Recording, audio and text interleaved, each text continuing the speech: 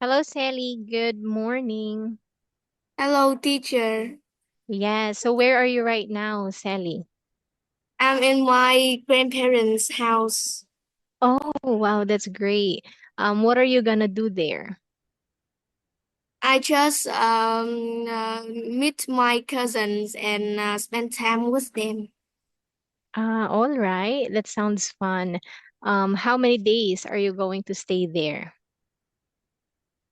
Just today because tomorrow is Monday and I have to go back to school. So this late in the evening, I will come back to Ho Chi Minh City. Yes. Okay, so it seems like you have a busy day for today. Okay. Anyway, um how was your day yesterday with your friends at the mall? We took two photos in the photo booth and I think it was very cute. Oh, And I wow. also ate spicy noodles with them. So you're into spicy noodle. You're into spicy. Like, I actually, when we say, what do we call that one? Like Korean noodles. I'm not sure if you've ever tried Korean noodles. Have you ever tried it? Yes, Yes. yes, Like samyang. yes, Are you? sassy or sewun too. Okay. So here we call it samyang because I think that's the brand of the noodle. It's not Oh. yeah, noodles, samyang noodles. So there's like times two, it's like a mild spicy, times three, times four, and times five is the hottest of them all. Okay, so which level of spiciness can you manage, Sally? Under two.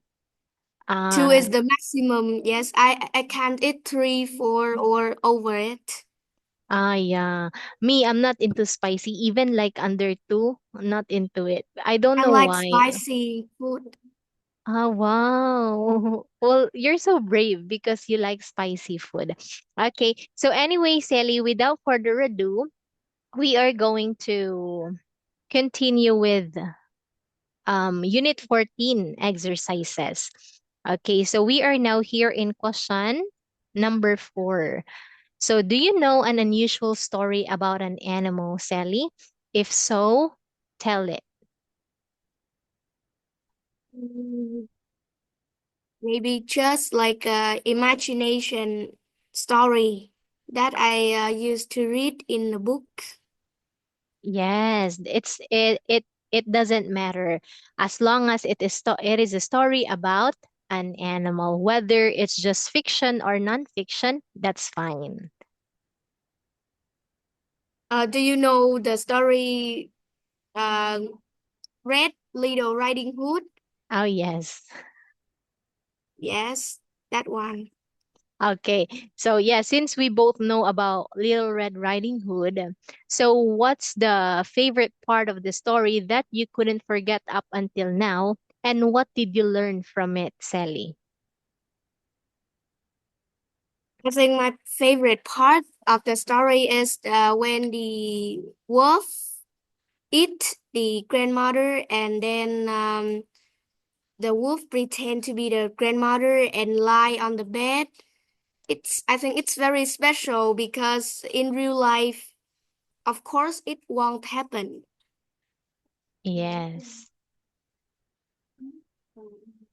And also later when the girl come to her grandmother's house, she she didn't realize that it was the wolf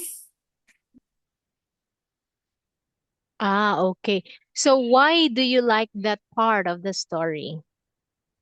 because it's all imagination and it's never happened in real life. Yes, Just imagine it.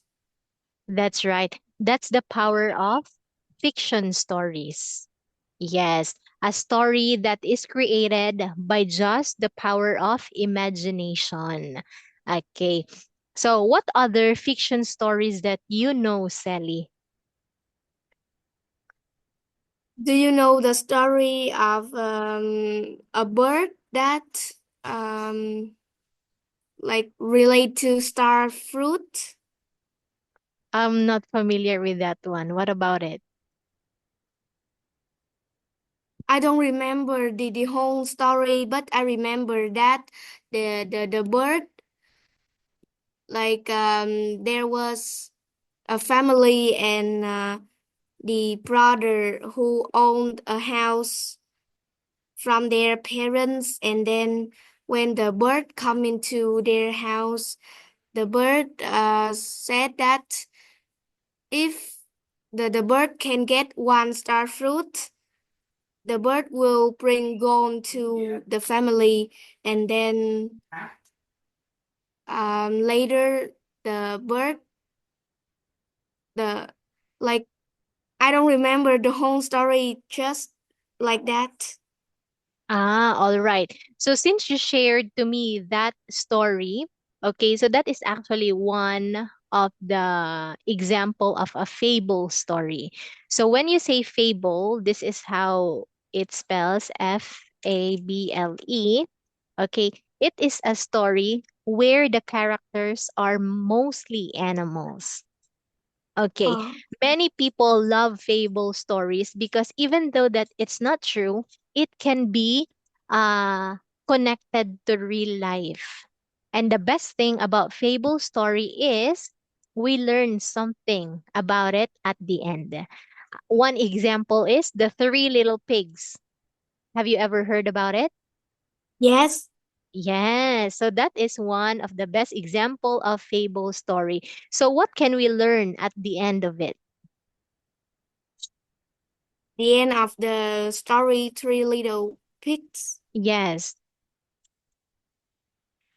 I think the thing that we can learn from that story is that in the family we must always like love each other, and we mustn't fight for house, fight for the money. Just love each other and live happily together.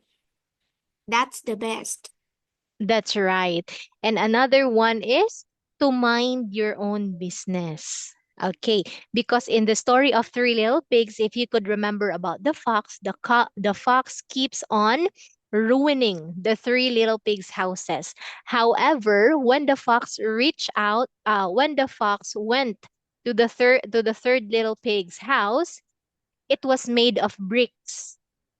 So, of course, when you say that the house is made of bricks, it is built strongly.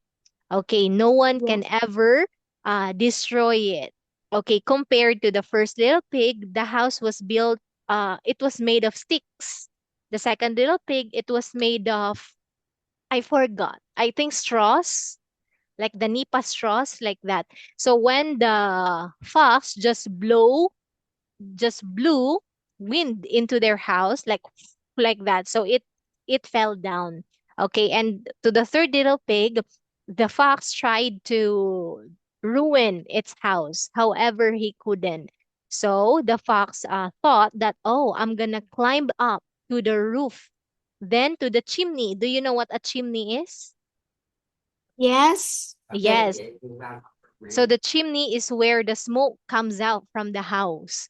Okay, so there's a hole Yes. in that chimney. So the fox tried to climb into it, and he said that, oh, I couldn't enter to to the third little pig's house, so I would just go into the chimney instead. But the three pigs joined forces. Yes, and they put a very big bowl of hot water. Then what happened to the fox at the end? Okay, the fox entered to the third little pig's house and fell into that boiling hot Tim. water. Yes. Okay, so it's like when you mind your own business, you won't be in trouble. But if you keep on minding other people's business, then you get what you deserve. Like that. That's something that we learned from the Three Little Pigs house. And there's also another one famous fable story, which is called The Hare and the Tortoise. I think you've heard about it already. Is that right, Sally? Yes. Yes. Okay, can you give me a quick summary about the hare and the tortoise story? Mm, I think I don't remember about it. Just Ah, I know that story, but I never read it before. but you're familiar with it, right? It's like the rabbit and the turtle. So we know that I in that story, it's like the rabbit and the turtle are In into the the race. race. That's right. Okay, so we Yes. also know that a turtle is very slow compared to the rabbit. But what happened Yes. to the rabbit in the And middle of the race? but in the middle of the race, the rabbit told that the turtle will be very slow, and the turtle never like catch up with the rabbit. So the rabbit Mm. just stay at a place and take a rest there. But then unluckily, the turtle put on effort and try hard so that the turtle can be faster than the rabbit. And at the end, the turtle win the race. The rabbit couldn't believe it. That is right. Very good. So that means you really remember the story, Sally. Okay, so what moral can we get from the story? Uh, Always try hard and never think that we are the best, we are better than the others, because if they try hard and they also put their effort into it, they will be better than us. And that's that mindset is not good. That's right. So no matter how good you are in doing something and you can see other people's weaknesses, just be humble in life. Because if you're too arrogant, just like the rabbit, you're you're what's that? You're very complacent about yourself, then life will throw something at you that will make you humble. Okay, and also life is not a race. Okay. So we have our own pace in life. Same thing with the rabbit and the tortoise. The most important thing about it is just be consistent in what you're doing because success doesn't have a timeline. Okay. So even though that you're slow, as long as you're steady in life and you're consistent in what you're doing, all the effort are put into I mean all the plans are put into actions steadily, then you'll achieve success at the end as long as you are very consistent. Okay, so do you have anything else to add about question number 4 here, Sally? No, no. All right. So now we will move on with exercise 7. It is about yourself. So share some three things using the structure in here from A to C. Okay. Complete the sentences that are true to yourself. I'm in a bad mood when I get bad grades at school. Mm, Once I had a very interesting book, but it's gone for good. mm. I'm wide-eyed when I see when I see something beautiful. Yes. Okay. Me too. I'll be wide-eyed if I see something beautiful. Okay. So you said that you had an interesting book, but it was gone for good. What was the title of that book, Sally? Oh, it's just a sentence. It never happened to me before. Okay. Because I told you I assume that all of those sentences are true because I told you that make sentences that are true about Uh, yourself. Okay. But so mhm. so I just make again this sentence. It's all right. We'll do it by the next unit instead. Okay. So in here, Sally, you are now going to create a dialogue using at least three idioms from the unit. Okay, so write your dialogue.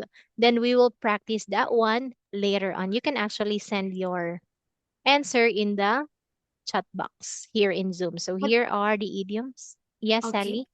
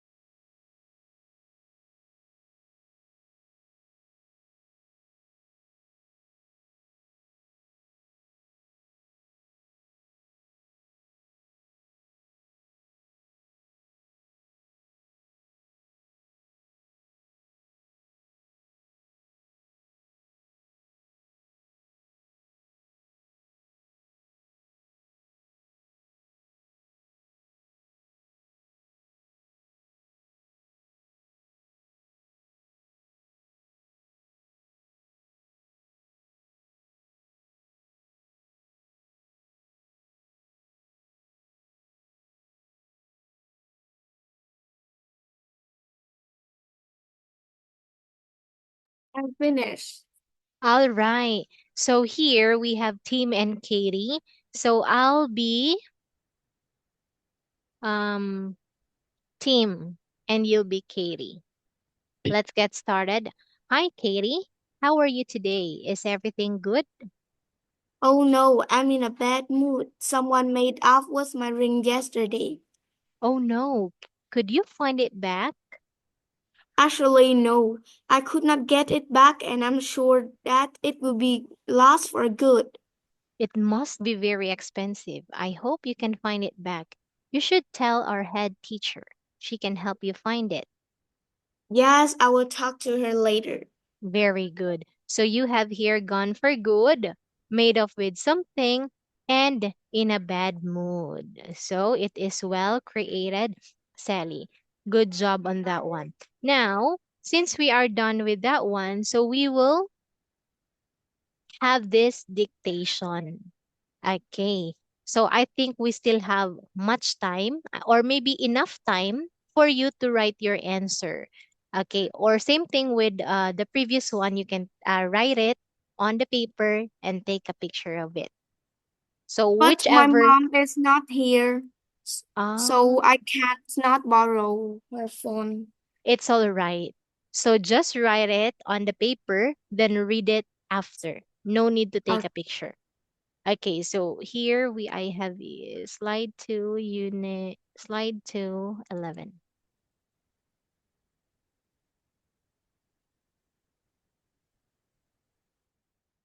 Page 64, Exercise 9. Take a dictation. A crow came out of nowhere and made off with Frank's bracelet. Frank was certain the bracelet was gone for good, and he was in a bad mood. But later, a man found the bracelet 35 miles away. Then he saw a story about Frank in the paper. He put two and two together and gave the bracelet back to Frank.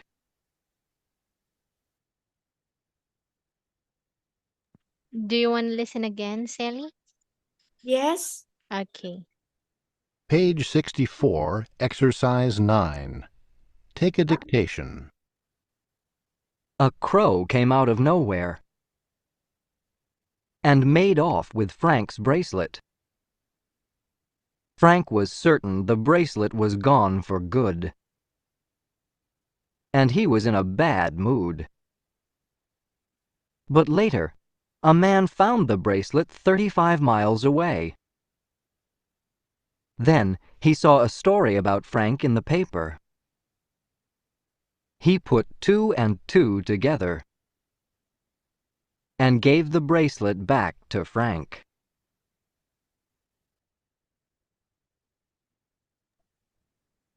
Are you ready to share your answer, Sally? yes. Okay, I'll listen to you. A crow come out of nowhere and made off with Frank's bracelet. Frank was sure that it was gone for good, and he was in a bad mood. The man found one man found it 34 miles away, and the next day the man saw the newspaper about crow made off with the bracelet. He put two and two together and gave it back to Frank. Yes, okay. So thank you so much for that, Sally. Now here, we are going to have, what is this? This is not a dialogue anymore. This is another story where you have to complete with the idioms in here. So take note that this is a true story. So it's not non-fiction. It is, let's say, documentary. Okay. So it is about 25 letters. Man says he's sorry. Oh, wow. Can you see it clearly if it's like this, or do you want it big?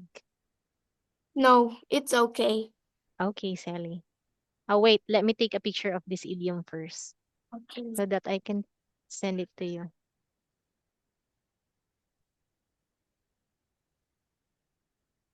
Here.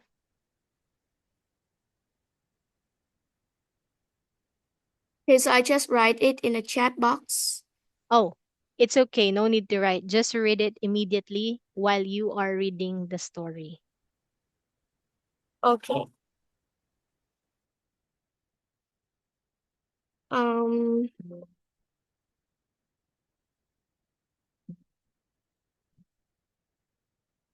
25 years later, man says he's sorry. When Dale Wagner was a young man in Bradgate, how can I read this? Iowa. Iowa. He had a canoe. He kept it behind his house. One day he went to get the canoe, but it wasn't there. Someone had made off with it. Wagner was sure the canoe was gone for good. He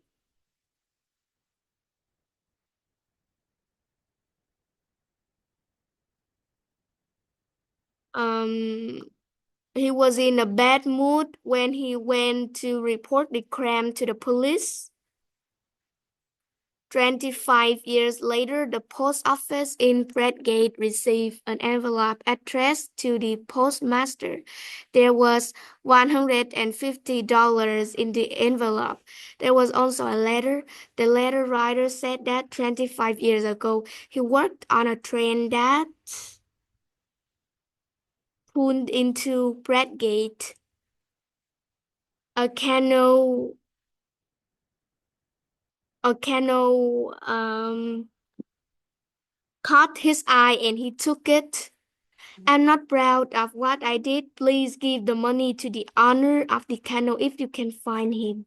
Someone in town remembered that the canoe belonged to Dale Wagner. When Wagner got the envelope, he was wide-eyed. I was really surprised. This restored my faith in human beings. Yes, I really thought by just reading the title of it, I thought that this was a love story, but it wasn't. Oh, Okay. So anyway, all your answers in here are correct, Sally. So very good on that one. Okay. So here, Sally, I do have a question for you. What is a canoe? a canoe is like a type of boat. That is right. So this is what they use whenever their house is nearby the river, nearby the sea, like that. They use it for fishing.